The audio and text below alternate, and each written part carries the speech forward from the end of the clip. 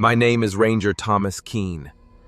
For 33 years, I worked the forests of the Pacific Northwest. It's a land of mist, jagged ridges, and valleys where the trees grow so tightly together that even sunlight struggles to reach the ground. To most people, these woods are breathtaking, an escape. To me, they were home. But they were also a place where I learned that the deeper you go, the less the rules of the civilized world seem to apply. Out there, disappearances are not rare. People underestimate the forest, and the forest does not forgive mistakes. I've seen it all. Lost hikers who wandered too far, survivalists who thought they could make it through the winter without preparation, hunters who never returned to their trucks. Most of those cases could be explained, even if the endings were tragic. But there are other times I still lose sleep over, when the explanations don't add up. Campsites with everything left behind, fires still burning but no footprints in the soil. And in September of 2009, I walked into a case that has haunted me ever since. We'd received a tip, smoke rising from deep inside the restricted zones of the Olympic Peninsula.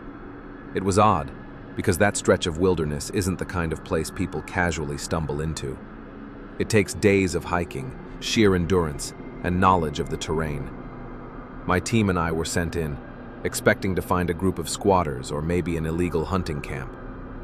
But what we found instead was silence. The camp was there. Several tents stood in a small clearing, arranged carefully as if their owners had every intention of returning. A pot of stew had gone cold beside the fire pit, hardened into a crust that looked days old. Food was still packed in sealed cans, backpacks lined up neatly. Clothing was folded. A small radio rested on a stump, the batteries still good. Nothing was knocked over, nothing was missing. And yet, there wasn't a single person in sight. We called out, thinking maybe they were foraging nearby, or fetching water from the creek. But the longer we searched, the more unsettling it became. The soil around the camp was undisturbed. No boot prints leading away, no drag marks, no signs of struggle. It was as if they had all stood up, walked a few steps, and vanished into the air. My team exchanged uneasy glances, though nobody dared voice what we were all thinking. The forest has a way of making you feel watched, especially when it's silent. But that day, it was more than just silence. It was heavy, unnatural, like even the birds had abandoned the place. And then we discovered something that froze us in our tracks. Beneath the fire pit, charred and half buried in the ashes, was a torn page from a notebook.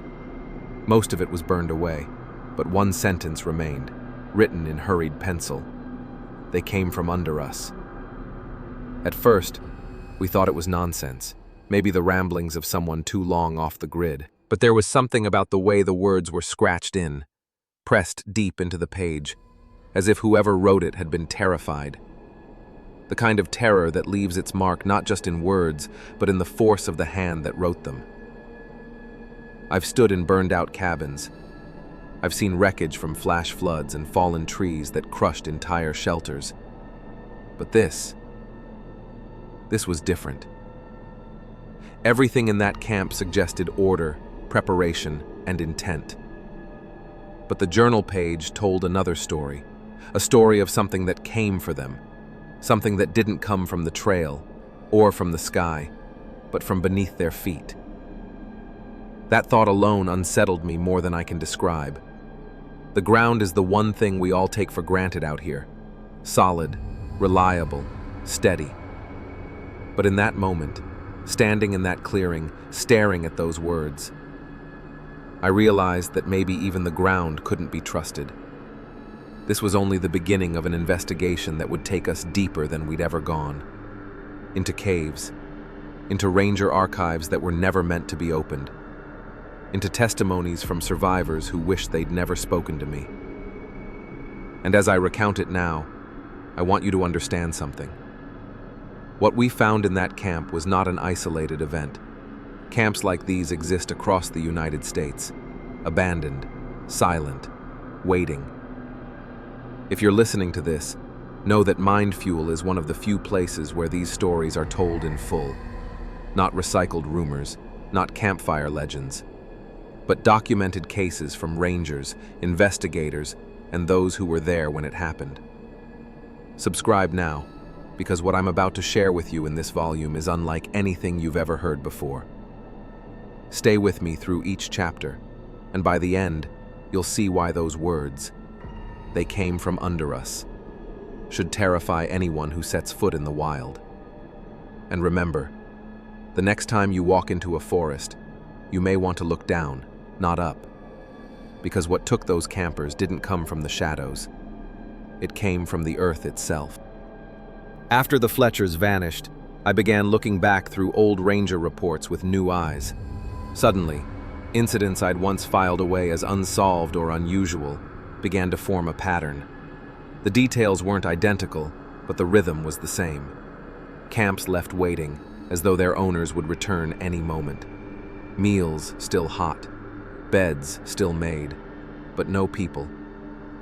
Over the years, rangers from different states began to quietly share notes. They didn't make it into press releases or public bulletins, because what could they say? That hikers left behind coffee that was still steaming, that fire pits continued to smolder yet no one tended them. But those were the details. I recall one case in Montana where a search and rescue team stumbled across a small camp deep in the backcountry. There were 2 tents, both zipped open, sleeping bags inside, shoes placed neatly beside them. The fire ring still carried a faint glow, red embers clinging to the blackened wood. And on a nearby log sat 2 enamel coffee cups.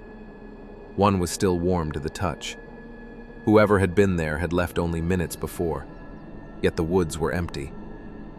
Dogs brought in to track their scent went wild, circling the perimeter before whimpering and refusing to move deeper into the trees. In Colorado, another ranger patrol came across a campsite abandoned in almost the same way.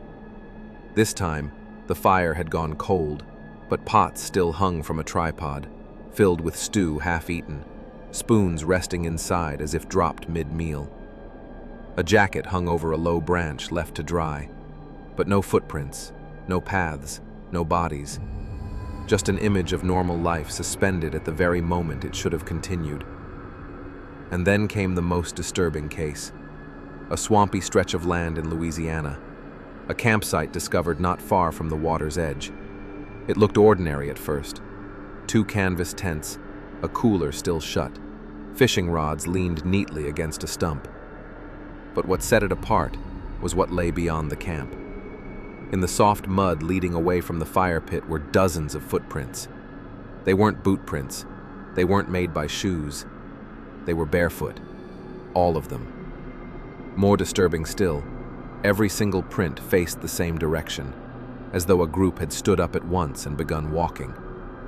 No scatter, no hesitation, no wandering, just one collective movement. Rangers counted them, at least 20 impressions, pressed deep into the earth, like whoever made them moved in perfect unison. The trail continued straight toward the swamp. But here's the part that defies logic. The footprints didn't stop at the water's edge. They continued directly into the marsh, single file, as if whoever they belonged to had walked calmly into the water and never returned. There were no splashes, no signs of panic, just a steady march into the mire, where the prints disappeared beneath the reeds. The bodies were... When you line these reports side by side, the message becomes clear. These weren't people who decided to leave their lives behind. They weren't running. They weren't scattered by fear. Whatever called them, or whatever forced them, did so in a way that made them leave behind warmth, food, even the very shoes on their feet. And always, the camps remained, waiting. Fires still glowing, coffee still warm, beds still turned down. As if the forest itself wanted us to see what had happened. As if it wanted to leave behind a marker, a reminder that something took them. The official line in cases like these is always the same. Human error, weather, misadventure. But you and I know better. When the same patterns stretch across decades, across state lines, across climates and terrains, something else is at work. Something that does not just take people, but erases the path of how they left, until the only evidence left behind is a camp waiting for someone who will never come back. This is why I tell these stories here, on MindFuel, because if you only listen to the official reports, you'll never hear about warm coffee cooling on a log or barefoot footprints walking in unison into a swamp. Subscribe and stay through each chapter, because the deeper this goes, the harder it becomes to explain away. And the truth that comes next will take us from camps above the soil to what lies beneath it. And once you hear that part, you'll never set up a tent in the wilderness the same way again. By the time the barefoot tracks into the swamp were logged and filed away, I had no doubt we were dealing with something far beyond human error. But it wasn't until a year later that I heard the piece of evidence that changed how I looked at all of this forever. It came not from a ranger's log or a sheriff's office report, but from a radio operator who had been monitoring wilderness frequencies late one night. These operators are hobbyists, men and women who keep their radios tuned to bands that most of us will never hear. Search and rescue chatter, backcountry dispatch, and sometimes transmissions that were never meant to reach the public. One of those operators contacted me directly, claiming to have recorded a distress call unlike anything he'd ever heard. I was skeptical at first. People send me supposed evidence all the time, blurry photographs, secondhand stories. But then I listened to the recording myself. It began with heavy static, the kind you'd expect from an old field radio. Through the distortion came the voice of a man, urgent, breathing hard as though he was on the run. His words were clear enough. They're not animals. They walk like us, but heavier. I can feel them under the dirt. The voice trembled as though he was forcing himself to keep calm. He repeated himself again, almost like he wanted to make sure the words were recorded. Not animals. They walk like us, heavier, under the dirt. Then the static surged, swallowing the voice. For several long seconds, nothing but the crackle of dead air. And just when you think the transmission is over, the voice comes back. But this time, something was wrong. The operator swore that it was the same man speaking, but distorted, stretched, and hollow, as though he wasn't speaking through the radio anymore, but from somewhere deeper. The words were the same, but repeated back in a way that sounded wrong. They're not animals. They walk like us, heavier, under the dirt. It was like hearing an echo that didn't belong to the original voice, as though the earth itself was speaking back. But once you've stood in an empty camp, once you've stared at footprints leading into water with no return, you start to realize that these aren't mistakes. They're warnings. Warnings that whatever is out there doesn't just move in silence. It listens. It repeats. And if that's true, then the voice we heard in that recording might not have been just a man's last words. It might have been something else trying to speak through him. Here on MindFuel, this is why I ask you to stay with these stories. Subscribe, because each chapter pulls us further into the truth, and the truth is spreading across forests and mountains most people think of as safe. If you thought the empty camps were disturbing, understand this. Someone out there made a final call for help, and something answered. By this point, the pattern was undeniable. Abandoned camps, half-finished meals, voices warning of movement beneath the soil. But in 2016, the first piece of physical evidence surfaced, and it came from a man who lived off the grid himself. His name was Andrew Keller, a survivalist who prided himself on staying deep in the wilderness of northern Idaho. He wasn't reckless. He kept journals. He filmed his excursions, and unlike most, he had the skills to thrive out there. But one summer, Andrew stumbled onto something that should never have been found. He'd gone exploring near a property long rumored to be abandoned. Locals claimed a small homestead had been built there in the 1970s, but the owners vanished without a trace. When Andrew reached the site, he found the cabin still standing, though rotting and weather-worn, with tools and furniture left inside, as if the family had simply walked away. But behind the cabin, hidden beneath layers of brush, Andrew discovered something else. A trail of disturbed earth led to a depression in the ground, an opening. At first, he thought it was an old root cellar or storm shelter. But as he cleared the debris, he realized it wasn't man-made. It was a tunnel. He recorded everything on his GoPro, narrating calmly as he descended. The walls of the tunnel were rough, raw earth packed tight, but along the sides were markings, deep gouges that ran in parallel lines, claw-like, tearing through the mud. They weren't random scratches. They were deliberate, as if something with strength had carved its way through. The tunnel sloped downward, deeper into the earth, and Andrew's breathing grew more labored on the recording. He paused often, panning the camera across the walls, showing mud packed beneath the scratches, as though the marks were fresh. He muttered to himself that the air was damp, heavy, and carried a strange odor, wet stone and something faintly metallic, like rust or blood. And then the audio shifted. In the recording, Andrew stopped speaking. The only sound is his breath, shallow and quick. He swings the camera behind him, the beam of his flashlight bouncing off the rough earthen walls. At first, nothing, just silence. Then faintly, so faintly you almost miss it, a sound begins. It wasn't footsteps. It wasn't the scrape of animals. It was breathing, slow, deliberate, rhythmic, not his own, coming from behind him where the tunnel narrowed into black. Andrew whispered, "Is someone there?" His voice cracked with fear. He stood frozen for a long moment, then moved deeper into the tunnel, as though curiosity outweighed his instinct to flee. And that was his mistake. The footage grows unstable, the camera jerking as Andrew stumbles. His words become frantic. "It's closer. I can hear it. It's behind me." The recording captures the sound growing louder, unmistakable now. A second set of lungs inhaling and exhaling, wet and heavy, closing the distance. Then chaos. The GoPro tilts, the lens spinning toward the ground.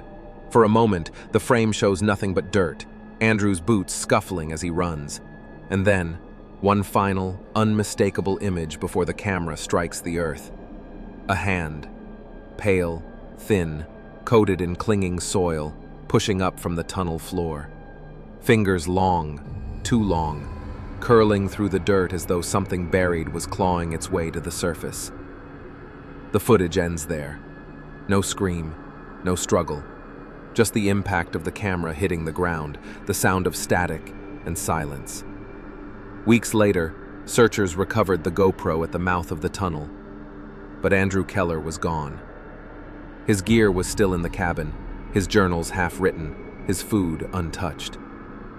The only record of what happened that day is those final 6 minutes of footage. It never aired on the news. Officially, Andrew is still missing, but the video made its way into Ranger files. And once I saw it, I couldn't look at the soil the same way again. Remember, these stories aren't myths passed down around campfires. They are documented, recorded, logged, and hidden away. And here on MindFuel, we're putting them in front of you. If you haven't already, subscribe, because each chapter is a step further into ground no one else dares to walk. And in the next chapter, you'll hear what we found when we brought ground-penetrating radar to one of these sites. The results revealed something beneath the forest floor. Something vast, organized, and alive. My name is Ranger Thomas Hale, and by this point in my years patrolling the backcountry, I had already seen cabins abandoned, radios go dead mid-sentence, and camps that looked like the people had just stepped out for a walk and never returned. But this account, this one was different. It came from a man who survived when no one else had. He lived with his wife in the remote hills of Montana, far from roads, far from towns, deep in the silence where you can hear your own breath at night. They wanted freedom, no taxes, no government, no neighbors, just the land. For years they seemed fine, but then came the night everything changed. He told us it started with noises, low, steady thuds that seemed to travel beneath the earth. He thought it was a bear rooting around, or maybe logs shifting deep in the soil. But when the sound moved closer, circling the cabin in perfect rhythm, his wife whispered, That's not an animal. The man swore to us that what happened next is something he'll never escape. Just after midnight, his dogs began to whine, pressing themselves against the cabin door as if trying to escape. He lit a lantern, and in the glow, he saw eyes reflecting from the tree line. Not the yellow of a coyote, not the green of a deer.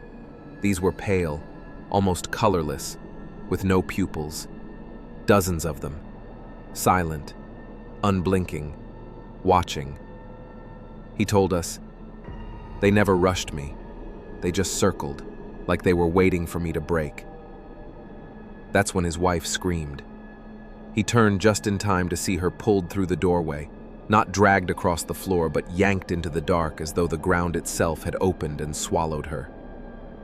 He chased, but the footprints outside weren't hers anymore. They were bare, human-shaped, but longer, heavier, pressed deep into the earth.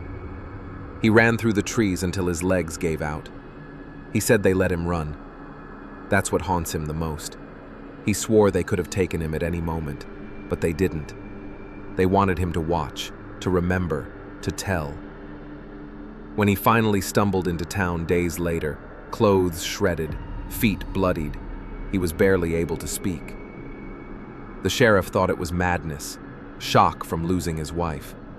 But when rangers went back to that cabin, they found her shoes neatly set beside the bedroll, as if she'd removed them before stepping outside. Only, she never had. And there's one detail the sheriff kept quiet until years later. On the walls of that cabin, faintly etched into the wood, were symbols, long grooves carved in spirals, circles, and lines that no one recognized. Not tools, not knives. Something else had scratched them there. The man never returned to the woods. He lives now in a small trailer on the edge of town, drinking his days away. Sometimes he tells the story, sometimes he doesn't. But every time he does, he ends. Here at MindFuel, we search for testimonies like his because they force us to confront the unexplainable, the stories authorities would rather keep buried. If you're drawn to uncovering what lies beyond the safety of the trail, subscribe now, because each chapter brings us closer to what hunts in these forgotten places. And remember, this was the only survivor we've ever found. Which raises the question, why him? Why did they let him walk away when everyone else vanished? This next account came from the Bitterroot Wilderness, where a search team stumbled across a cabin so unusual it still stands out in ranger files to this day. The structure was old, but reinforced, its doors and windows welded shut with thick steel bars, not just locked but sealed, as if someone had tried to keep something out. Or to keep something in. When they finally forced their way inside, the air was stale, heavy with the smell of rust and smoke. There were no people, no signs of struggle, no scattered belongings. The bedding was rolled, supplies were organized, the wood stove was cold. But then one ranger tilted his flashlight toward the ceiling, and the beam revealed something no one could explain. Dozens of handprints. Not on the walls, not on the floor, but on the ceiling, spread out, pressed flat, as though countless people had clung to it in desperation. Some prints were small, like those of children. Others were long and stretched, fingers splayed wider than they should have been. It was silent inside, except for the faint scratching the wind made as it pushed against the steel bars. And that's when they found the journal. It belonged to the man who had lived there, a hermit known only by the name Ezra. He had written carefully, day after day, recording the weather, his hunting, his isolation. But as the pages turned, his writing grew frantic. He described noises at night, knocking beneath the floorboards, whispers that carried through the chimney. He claimed he heard his own name spoken, but in his mother's voice, even though she had been dead for 20 years. His last entry stopped mid-sentence. It read, "If they get in, remember, don't answer when they speak your name." The ink trailed off, the pen tearing through the page, as if he had been interrupted. There were no signs of where Ezra went, no footprints leading away, no broken bars to suggest escape. Only that room, sealed from the outside, filled with the prints of hands that should never have reached the ceiling. The team that discovered the cabin never filed an official report. One ranger quit the service within weeks, telling friends that he'd started hearing voices at night, calling him from the tree line. When we investigate these cases, we don't do it for shock value. We do it because patterns begin to emerge. A voice in the dirt, footprints in unison, handprints on a ceiling where no person could have stood. These stories connect in ways officials don't want to admit, and it's why MindFuel exists, to bring you the accounts that refuse to stay buried. If you haven't yet, subscribe, because what we're uncovering goes beyond missing persons. It suggests something living out there, something organized, something that knows our names. And here's the part that unsettles me most. Rangers welded that cabin shut when they left. But last year, another patrol passed through that same valley. The bars were still intact, the locks unbroken. The forest gives, and the forest takes. That's something we've said for years in ranger service, but what we found in that cabin still haunts the men who were there. Deep in the Bitterroot wilderness, standing alone in a grove of blackened pines, was a structure unlike anything else we'd seen. A one-room cabin, hand-hewn logs weathered gray, but reinforced in a way that made our stomachs turn. Steel bars had been welded across the doors and windows, not nailed, not chained. Welded. Whoever lived there wasn't trying to keep out a bear or the cold. They were preparing for something far worse. We broke the lock. The hinges screamed when the door gave way, and inside, the air hit us like a tomb, stale, suffocating, as if no one had drawn a breath in that room for years. At first glance, it was tidy, supplies stacked neatly in crates, tools arranged with care, a bedroll folded at the corner. No overturned furniture, no blood, no fight. But then one of the rangers tilted his flashlight upward. That's when we saw them. Handprints. Dozens, no, hundreds, smeared across the ceiling. Blackened from dirt, pressed deep into the wood. Some were small, like those of children. Others stretched impossibly long, fingers too thin, too many. And they weren't just prints. They were desperate. Each one clawing upward, as though whoever or whatever made them was trying to escape something below. Silence. Not even the creak of the forest outside. Just that ceiling, watching us. Then came the journal.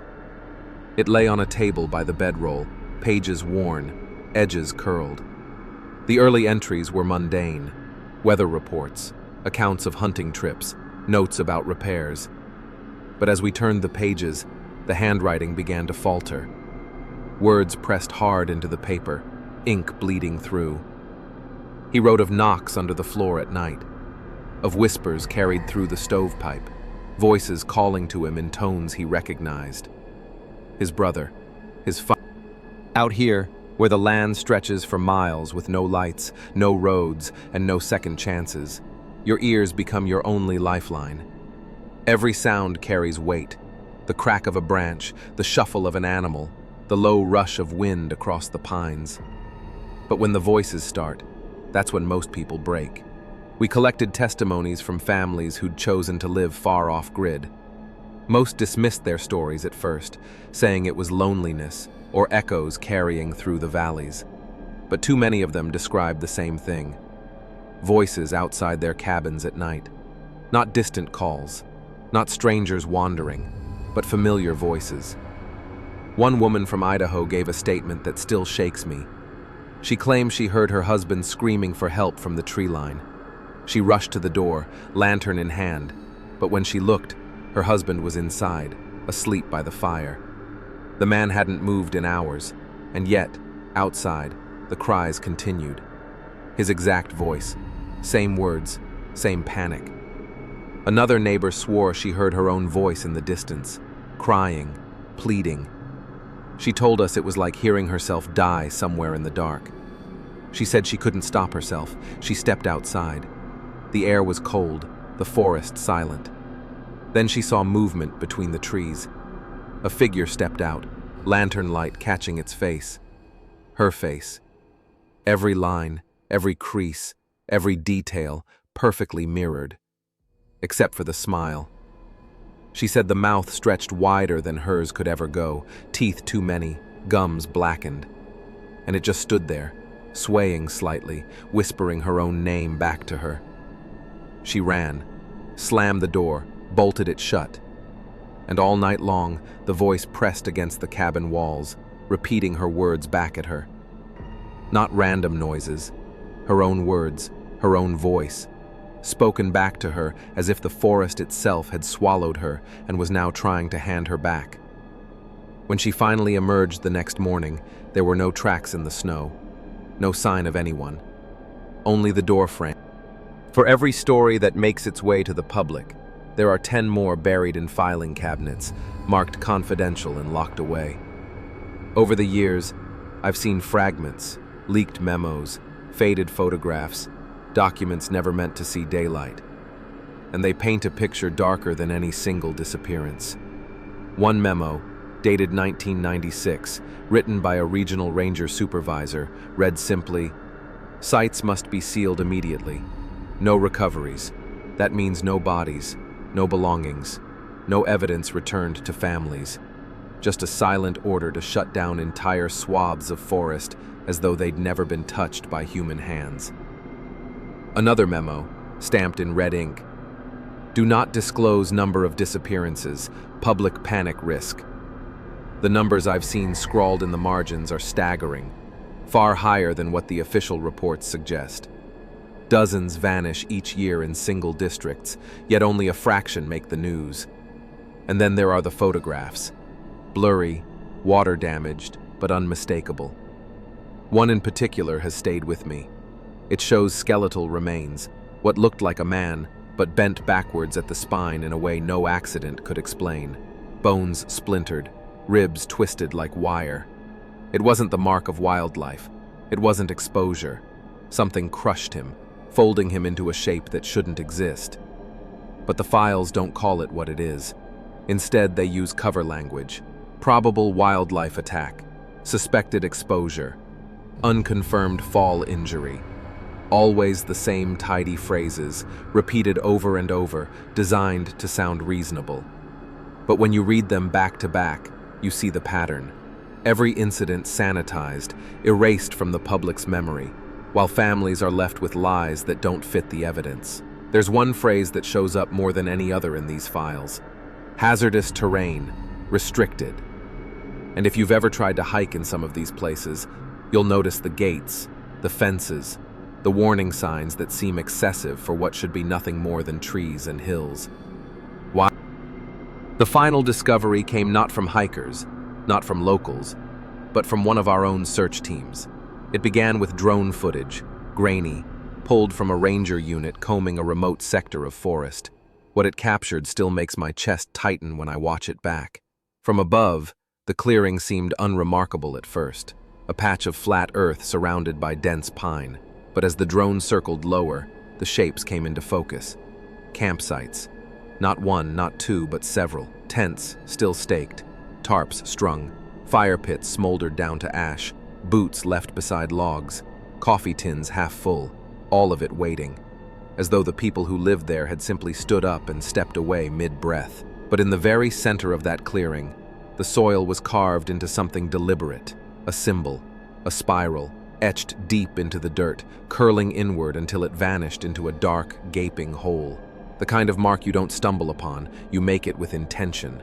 And it pointed downward, always downward. The drone feed caught more than just the image.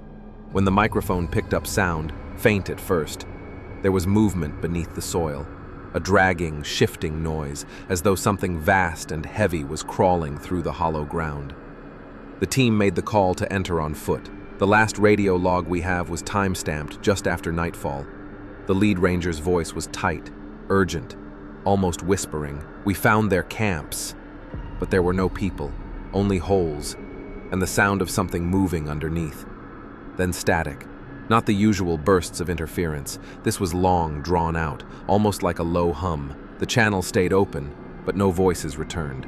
Only that vibration through the speakers, as if the earth itself was breathing into the line. That team was never recovered, and yet the drone footage survived, filed away, mislabeled, and forgotten, until someone inside leaked it. What it shows is undeniable. Camps where life had thrived, and then halted. Symbols carved into the dirt, pointing into the underworld of the forest, and the last words of professionals who knew these woods better than anyone, confirming what we've feared all along. Something is waiting beneath us. This is why MindFuel exists, because we cannot ignore the voices of those who stepped into the dark and didn't come back. If you're hearing this, subscribe, because every chapter pushes us closer to the truth officials are burying under stamped files and false reports. And here's the final detail, one almost no one knows. Weeks after that transmission, another drone was sent to the same clearing. The camps were gone. Every tent, every tarp, every trace of life. Erased, but the spiral remained, freshly carved. They wanted freedom, to vanish off the grid, away from taxes, traffic, politics, and people. They thought the forest would shelter them, that the wilderness was empty and silent. But silence isn't safety, and what waits in the dark doesn't care if you believe in it or not. Every cabin left standing, every tent abandoned, every coffee cup gone cold. They tell the same story. People don't just walk away from their lives, they're taken. As rangers, we're told to explain it away, to write exposure, wildlife, accidents. But I've stood in those clearings. I've heard the knocks under the soil. I've seen the prints on the ceiling. And I know this. The ones who leave society behind aren't alone out there. Something already claimed those woods long before us. They wanted to escape the world. Instead, the world they didn't believe in found them first. This is MindFuel. These are the stories they don't want told. If you've stayed with us through this journey, subscribe, because Volume 18 is coming, and what it uncovers may finally explain why some people go missing forever, and why others are left behind to remember. Do not go off the grid alone. They weren't chasing danger. They weren't searching for answers. They just wanted silence. A place where no one could reach them, where the noise of the world would finally fall away. Off-grid life was supposed to mean freedom. No roads, no bosses, no neighbors. But the deeper they went into the wilderness, the more they discovered that silence doesn't mean safety, because something else lives in that quiet. We've seen the empty tents, the half-finished meals, the tools laid down mid-use, as if frozen in time. We've read the journals that stop mid-sentence, the warnings written like prayers before the ink was cut short. And we've listened to the transmissions, voices that knew they were already too late. These weren't people who lost their way. They were found. And that's the truth most are unwilling to face.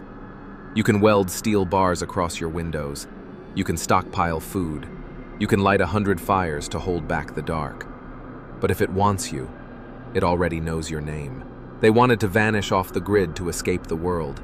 Instead, the world they didn't believe in found them first. This is MindFuel. Thank you for walking through the shadows with us tonight. If you're hearing this, subscribe, because these stories don't end here. They never do.